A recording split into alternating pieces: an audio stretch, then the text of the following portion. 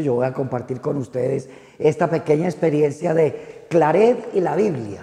Ese sería como el tema o la propuesta de esta experiencia. Y lo voy a hacer pues tratando de compartir con ustedes algunas cosas que yo sé que muchos claretianos, tanto religiosos como laicos y laicas seglares, conocen, pero que a veces nos ha faltado meterle el diente, por un lado, y compartir algunas cosas que también se han trabajado desde otras perspectivas, en otros ambientes, y tratar de dejar, sobre todo en la jornada de la tarde, como los retos fundamentales, prácticos para la experiencia de la Biblia en nuestras comunidades, en nuestras provincias, para que sea como el elemento fundamental práctico que recojamos en esta experiencia y que nos llevemos algo como idea para poder seguir nuestros trabajos o para poder empezar trabajos. Bueno, nosotros en la experiencia de carismática de Claret, podríamos hacernos la pregunta: ¿qué significó para Claret la palabra de Dios? Y para Claret la escritura, el texto, fue uno de los ejes de la espiritualidad, una cosa muy rara en su época, y esa rareza la vamos a enmarcar en el contexto del siglo XVIII, en el siglo XIX que él vivió, pero también en el contexto de lo que la Iglesia había hecho a partir del Concilio de Trento. Acordémonos que Trento, para la experiencia religiosa, fue prácticamente la sistematización de la contrarreforma. Mientras Lutero y sus compañeros habían hecho una propuesta de reforma, que estamos celebrando precisamente los 500 años de esa experiencia, la Iglesia, sobre todo la Iglesia Católica, propuso una contrarreforma, y esa contrarreforma quedó más o menos recogida en la experiencia conciliar de Trento. De cara a la palabra, las conclusiones tanto de la reforma como de la contrarreforma son muy importantes tenerlas en cuenta. Acordémonos que la reforma inicialmente pidió que la Biblia se leyera, que la Biblia se estudiara. Había pedido que la Biblia se pudiera leer y estudiar desde las lenguas originales, no desde la traducción de la Vulgata, que hasta ese momento era la traducción más manejada, sino que nos acercáramos directamente a la lengua hebrea y a la lengua griega para el Antiguo y Nuevo Testamento. Había propuesto que se estudiara en las lenguas vernáculas, que se tradujera. Esa fue la propuesta de la reforma a nivel general. Y la contrarreforma, pues entonces contestó diciendo que no, que primero la única versión que se utilizaba o que se avalaba oficialmente era la de la Vulgata, que es una vulgar traducción que hizo San Jerónimo y muy cuestionada a nivel de originalidad y de el respeto por los originales hebreos y griegos, sin desconocer todo lo que hizo San Jerónimo para la traducción. Hay que recordar que San Jerónimo se acercó mucho a la cultura judía. Muchos rabinos de la época le ayudaron y lo acompañaron en esa traducción, pero al final lo que quedó en la Vulgata refleja muy pálidamente todo ese contacto y todo ese conocimiento que él tuvo de la cultura hebrea cuando vivió en Belén, que fue donde él hizo la traducción. Trento dijo que no, que la única versión oficial con la que nosotros podríamos acercarnos y leer la Biblia era la Vulgata latina. Con el agravante de otro elemento que había propuesto la Reforma, que era el de la libre interpretación. Y entonces la Contrarreforma dijo, no señores, es bajo la guía del magisterio. Y eso se institucionalizó prácticamente en el Concilio de Trento. El magisterio se puso como un criterio fundamental para la interpretación del texto. Y cuando se aplicaron muchos elementos del Concilio de Trento, sobre todo, por ejemplo, a nivel de liturgia, a nivel de celebración, también ahí se hizo una contrarreforma. Mientras la Reforma propugnaba por mayor participación, por nuevas formas, la Contrarreforma Trento uniformó el tipo de celebraciones, uniformó una serie de lecturas. Y en la lección que escogió para guiar las celebraciones litúrgicas, escogió solamente unos pedacitos de la Biblia, no escogió la totalidad del texto bíblico, sino que seleccionó algunos evangelios, sobre todo el de San Juan, y algunos textos del Antiguo Testamento que puso en función de los ciclos o del ciclo litúrgico que se aprobó y que después se organizó a través de Pío V, a través de otros papas que organizaron la experiencia litúrgica de la Iglesia católica. Y entonces empezamos a marchar diferenciadamente, los protestantes por un lado y los católicos por otro. Y eso se marcó con demasiado énfasis a través de la Santa Inquisición, que persiguió y condenó y cercenó algunas iniciativas que había en el lado católico y que se enfrentó en algunos casos a la Reforma protestante. Y somos herederos de esa experiencia. Para América, precisamente, llega la evangelización en esa circunstancia. Nosotros heredamos y fuimos evangelizados y fuimos colonizados de alguna manera desde la experiencia que se traía del Concilio de Trento. Y esa experiencia fue la que se impuso en toda América. La parte norte pues tendría un poquitico la ventaja de haberse sumado a la la reforma de la Iglesia anglicana, pero tenemos que saber la circunstancia en que esa iglesia surge dentro del proceso de la reforma, los anglicanos, que van a heredar y que van a ser los que lleven el evangelio a la parte norte de América. El resto de América, de México para abajo, venimos con esa experiencia del Concilio de Trento, la moral de Trento, la liturgia de Trento, y toda la experiencia de estos 500 años la vivimos bajo esa guía de la Contrarreforma que se propuso y que se sistematizó en el Concilio de Trento.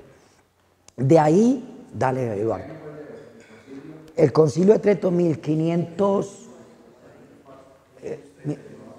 ¿1500 qué? 40, 44. No tengo el dato exacto. San Google nos puede dar esa experiencia, ese dato concreto. Bueno. 1545, del 3 de marzo al... Dale, sí, está bien. Ajá, 45 a 63. Bueno, entonces esa experiencia de la Contrarreforma que se sistematiza es la que va a llegar precisamente en la época de América, y eso nos va a formar a nosotros. Eso va a tener sus etapas de aplicación. Recordemos que en la Iglesia Católica todos esos procesos que se organizan tienen su aplicación muy lenta y paulatinamente. De hecho, en 1800 todavía se está trabajando en la implementación de algunas normas que había dado el Concilio de Trento en 1500, 40 y tantos. En 1800, 300 años después.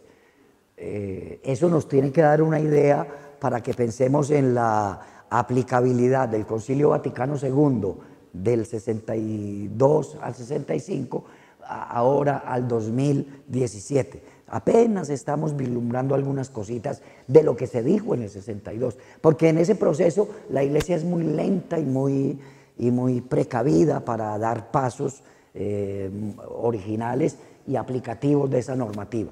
Bueno, para la época del padre Claret, 1807, 1870, Trento todavía está aplicándose y Trento todavía está ejerciendo una fuerte presión en la formación teológica, en la formación litúrgica, en la formación bíblica. Y entonces es muy extraño, que era la idea de donde había partido, que el padre Claret desde niño se haya sentido atraído por las Sagradas Escrituras. Y nosotros sabemos que este texto de la autobiografía del padre Claret está escrito mucho después, ya al final de su vida, por orden del padre Chiffré, que era el general, que le pidió al padre Claret: escriba su vida como un instrumento que le sirva a las futuras generaciones de misioneros. Y entonces, con ese criterio de que era un instrumento formativo y era una revisión de la vida del padre Claret ya en los últimos años, entonces nosotros podemos ponerle ciertos interrogantes a ciertas cosas que el padre Claret dice aquí en la autobiografía, que él da como datos concretos. Por ejemplo, podríamos poner en duda, el padre Claret desde niño sí se sentía atraído por el texto bíblico. El texto bíblico sí iluminó verdaderamente la experiencia de él como niño, porque sabemos que el ambiente en el que se movía no era precisamente ese. No será una reflexión a posteriori, ya cuando está viejo, que él revisa y escribe su vida y coloca, como descubrió que la palabra era algo importante en la experiencia del misionero, y entonces retrotrae incluso hasta la época infantil esa experiencia. Esa puede ser una pregunta. Pero hay algún par de datos que nos dicen que de pronto sí, desde niño el padre Claret tenía una inquietud y un acercamiento y una iluminación de la palabra como elemento vocacional, porque esa es una de las claves con la que Claret lee la Biblia desde su experiencia vocacional. Había que descubrir esa respuesta. ¿Fue algo que de viejo colocó en su niñez o fue algo que desde niño lo iluminó hasta su vejez? Sería una pregunta interesante para los estudiosos de Claret. Y entonces en esta experiencia de la vida de Claret, movida desde niño o iluminada desde niño con la palabra, nosotros tendríamos que hacernos otra pregunta muy interesante y sería motivo de investigación incluso. ¿Quiénes fueron los párrocos? ¿Quiénes fueron los párrocos? ¿Quiénes fueron los sacerdotes que formaron al niño Claret? Sacerdotes que le habrían dado a él una orientación bíblica, incluso contraria a la práctica que se tenía en esa época. En esa época la Biblia solamente podía ser leída en latín, bajo la autoridad del magisterio y solamente unos pedazos de la Biblia. Solamente una parte de la Biblia, porque no toda la Biblia era sujeto de lectura. Acordémonos que para esa época incluso había libros que están dentro del canon bíblico, pero que los mismos obispos se negaban a comentar. El Cantar de los Cantares, por ejemplo, era uno de esos. El capítulo 13 de Daniel, la casta Susana, muchos obispos y muchos presbíteros evitaban esos textos que complicaban la explicación moral, la explicación incluso catequética que esos textos podían dar. Y así había varios textos de la Biblia que nunca habían sido sujetos de comentario o de reflexión por parte de la Iglesia Católica. Y entonces volvemos la pregunta: ¿quién sería el cura? ¿Quién sería el párroco? ¿Quiénes serían los catequistas que instruyeron al niño Claret para que estuviera cercano a la experiencia bíblica? Esa pregunta implicaría estudiar un poco datos que el padre Claret da aquí en la autobiografía, averiguar la vida y milagros de los que fueron párrocos, de los que lo acompañaron en su niñez y en su juventud, para poder decir él en la autobiografía que él desde niño se sentía llamado o se sentía tocado en su experiencia vital por la palabra de Dios. Y eso tendría una cuestión práctica muy importante para nosotros en la experiencia de formación. ¿Qué elementos les estamos dando a los niños y niñas de hoy a nivel bíblico para que la Biblia como experiencia toque sus vidas y su realidad? Para que incluso los forme a nivel cristiano. Y tendríamos que preguntarnos nosotros ahora, esa será una de las aplicaciones, ¿qué está haciendo el movimiento bíblico americano para formar los niños y las niñas? Porque ahí tendríamos nosotros un elemento de trabajo bíblico muy importante. Y sobre todo estaríamos viendo sociológicamente el trabajo que se puede hacer para formar a los niños y niñas desde esa perspectiva. Al final, en la jornada de la tarde, les voy a mostrar la variedad y la cantidad de material que hay que nos facilitaría ese trabajo infantil, ese trabajo de lectura de la Biblia con los niños. Sabiendo que hay una cosa muy interesante a nivel pedagógico. Cuando nosotros le enseñamos Biblia a gente mayor, que es un grupo grande que tenemos en nuestras experiencias formativas, tenemos que hacer todo un proceso de desaprendizaje. A veces nos gastamos más tiempo en la formación bíblica haciendo desaprender a la gente cosas que han recibido tradicionalmente en la formación catequética y bíblica o litúrgica que aportando. En cambio, con los niños no tenemos que empezar a deshacer cosas. No tenemos que empezar a tumbar, porque les estamos dando o les podemos dar a los niños y niñas toda una formación original desde las perspectivas que va teniendo la experiencia bíblica nuestra. Entonces, esa experiencia me parece a mí que es muy importante que la tengamos en cuenta. Claret, que desde niño se siente motivado a acercarse a la Biblia, o mejor, Claret, que desde niño siente su vida y su quehacer interpelado por la Biblia.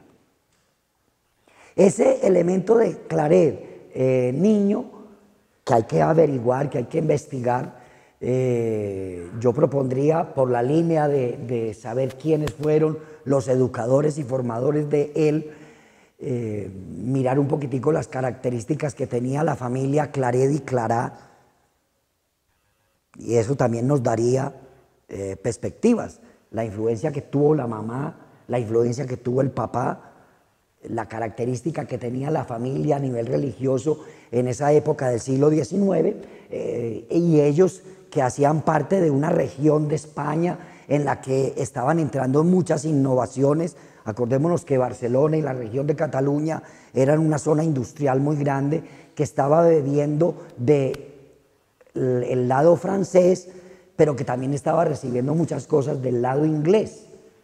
Y entonces no solamente llegan telares, bobinas, telas y diseños a Barcelona, llegan también ideas, llegan también personas que empiezan a formar. Y entonces habría que discutir eso. Esa experiencia también es válida para el joven Claret. El Claret joven que sale de su pueblito y se va a la gran ciudad de Barcelona a estudiar diseño textil, se va a encontrar en su experiencia personal con la Biblia, con el texto de la Biblia, leída en la comunidad en la que participaba en su vida ya mientras era trabajador. También con el mismo criterio habría que evaluar eso. Lo que cuenta Claret de su juventud lo hace ya con conocimiento de causa cuando es viejo, o lo escribe y lo recoge como eco de lo que vivió allá. Es simpático, por ejemplo, descubrir que el gran cambio que se da en su vida de tejedor, de diseñador textil, y en el que hace una opción por la carrera eclesiástica, es motivado nada más y nada menos que por un texto bíblico. ¿De qué le sirve al hombre ganar el mundo entero si al final pierde su vida? Es un texto bíblico. Y él dice que ese texto a él le movió, le cambió radicalmente su vocación y su dedicación al diseño textil. Y eso a pesar de la oposición que él pensaba que iba a encontrar en su padre, que había invertido una gran cantidad de dinero y de tiempo en la formación de él. Y sin embargo, al final sale ganando esa experiencia. En la experiencia juvenil de Claret empiezan a aflorar los elementos de citación de textos. Cuando él habla de ese cambio radical que va a hacer en su vida, lo hace con una cita bíblica. Y de ahí en adelante empieza, tanto en el texto de la autobiografía como en el texto de la correspondencia de su época juvenil, empieza a hacerse muy notorio que él, además de escribir y hacer sus reflexiones piadosas y hacer su introspección vocacional y de empezar a compartir con otras personas su experiencia, empieza a citar muchos textos bíblicos. Y entonces eso implica, si los cita, implica que es que los ha leído. Y entonces habría que mirar en la experiencia del joven Claret la fuerza y el dinamismo que tiene la palabra de Dios en el definir su vida como persona en este mundo. Ese elemento de la clave vocacional va a ser importantísimo en la vida de Claret. Podríamos decir que Claret y la Biblia tienen fundamentalmente un elemento de clave vocacional. Él organiza su vida iluminado por la palabra. Y entonces es un elemento muy interesante que nosotros deberíamos profundizar. Desafortunadamente entre los claretianos no hay mucha dedicación, y menos entre los latinoamericanos,